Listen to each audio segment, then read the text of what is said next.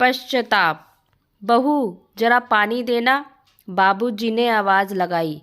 प्रिया ने झल्लाते हुए जवाब दिया, मैं राहुल को स्कूल के लिए तैयार कर रही हूँ, आप खुद ही ले लीजिए। बाबूजी लकड़ी का सहारा लेते हुए रसोई की तरफ बढ़े। कांपते हुए हाथों से जैसे ही उन्होंने पानी का गिलास लिया, वह अकस्मात ही उनके हाथों से छूट गया। यह देख दफ्तर के लिए तैयार होते हुए रमन चिल्लाया, ओफो बाबूजी, आपसे एक भी काम ठीक से नहीं होता। प्रिया का काम और बढ़ा दिया। झुंझलाते हुए प्रिया ने पानी साफ किया और फिर बाबूजी को रात की रोटी और चाय देकर दोनों पति पत्नी अपने अपने दफ्तर के लिए निकल गए। यह सिर्फ आज की बात नहीं थी। शीला जी के जाने के बाद बाबूजी बिल्कुल अकेले हो गए थे। उनका बेटा रमन और बहू प्रिया अपने जीवन में व्यस्त थे। उनके पास बाबूजी के साथ कुछ क्षण व्यतीत करने का समय ही नहीं था। उनका पोता राहुल उनका जीने का एकमात्र सहारा था। बाबूजी आंखें बिछाए उसका स्कूल से आने का इंतज़ार करते। राहुल भी दादाजी से उतना ही प्यार करता था। स्कूल से आते ही वह बाबूजी के गले लग जाता और बाबूजी को फिर जीने की वजह मिल जाती। एक रात बाबूजी अपने कक्ष में सोने के लिए जा रहे थे। तभी उन्होंने उनकी बहू को रमन से ये कहते हुए सुना, सुनो जी, आप मुझे गलत मत समझिए। बाबूजी को अब हम यहाँ और नहीं रख सकते। मैं घर दफ्तर राहुल का कार्य करने पहले ही बहुत थक जाती हूँ, ऊपर से आपके बाबूजी का कार्य है। मैं अकेले ये सब नहीं संभाल सकती। रमन ने कुछ क्षण के लिए प्रिया की बात का उत्तर नहीं दिया, क्योंकि वह मन ही मन कुछ सोच रहा था। बाबूजी के मन में उम्मीद बंधी थी कि शायद वो बहू को समझाएगा, पर उनकी आशा के विपरीत रमन ने प्रिया से गंभीरतापूर्वक कहा, मैं तुम्हारी परेशानी समझ सकता हूँ। हमें बाबूजी को वृद्धाश्रम भेज देना चाहिए। वहाँ उनका ख्याल भी रखा जाएगा और उनकी उम्र के लोगों में भी उनका भी मन लगा रहेगा। मैं कल सुबह ही उन्हें वहाँ छोड़कर आऊँगा। बाबूजी भारी मन से अपने कक्ष में गए। उनकी आंखें नम थीं।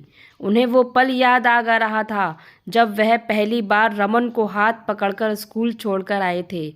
आज वही रमन कल उनका हाथ पकड़कर उन्हें वृद्धाश्रम छोड़कर आएगा।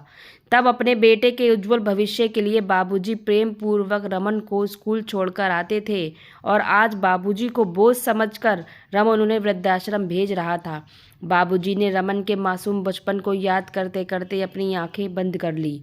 अगले दिन सुबह बाबूजी ने स्कूल जाते हुए अपने पोते राहुल को बड़े प्रेम से गले लगाया। ना जाने फिर राहुल से मुलाकात होगी या नहीं, ये विचार करके उनकी आंखें छलक उठी। राहुल ने ये देख बड़ी मासूमियत से कहा, दादाजी, स्कूल ही तो जा रहा हूँ, दोपहर तक आ जाऊँगा और फिर आप और मैं बहुत बातें करेंगे। बाबूजी मुस्कुराए और राहुल को टाटा किया। कुछ समय बाद रमन और प्रिया ने बाबूजी से उनके साथ चलने को कहा। बाबूजी का मन घबराया और उन्होंने सोचा, अब इस घर से जाने का समय आ गया है। उनकी अपेक्षा अनुसार वह एक वृद्धाश्रम पहुँच गए, पर वहाँ सामने ही बहू के पिताजी को देखकर वह चौंक गए। उन्होंने बहू की तरफ देखा, वह भी वैसे ही अचंभित थी। उसने घबराकर अपने पिताजी से पूछा, पापा, आप यहाँ कैसे? इसके पहले कि वह कुछ उत्तर दे पाते, रमन ने प्रिया को कहा, जैसे तुम्हें मेरे बाबूजी से परेशानी होती है, तुम उनका ख्याल नहीं रख सकती। मेरे बाबूजी तुम्हें बोझ लगते हैं, वैसे ही तुम्हारी भाभी को भी तो होती होगी। इसलिए मैंने सोचा आज बाबूजी के साथ तुम्हारे पिताजी को भी वृद्धाश्रम छोड़ दूं। तुमने ये कैसे सोच लिया कि मेरे बाबूजी को तुम वृद्धाश्रम भेज दोगी? मेरे जीते जी तो ये हरगिज़ नहीं हो सकता। और यदि अगर तुम्हें मेरे बाबूजी से परेशानी है तो तुम यह घर छोड़कर जा सकती हो। यह सुनते ही प्रिया के पैरों तले जमीन खिसक गई।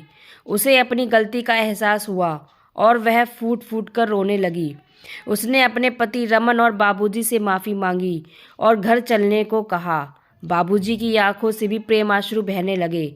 उन्हें अपने बेटे पर नाज हुआ और उन्होंने अपनी बहू की गलती को नादानी समझकर माफ़ कर दिया। फिर सभी हंसी खुशी अपने घर चले गए और सदैव प्रेम पूर्वक रहने लगे।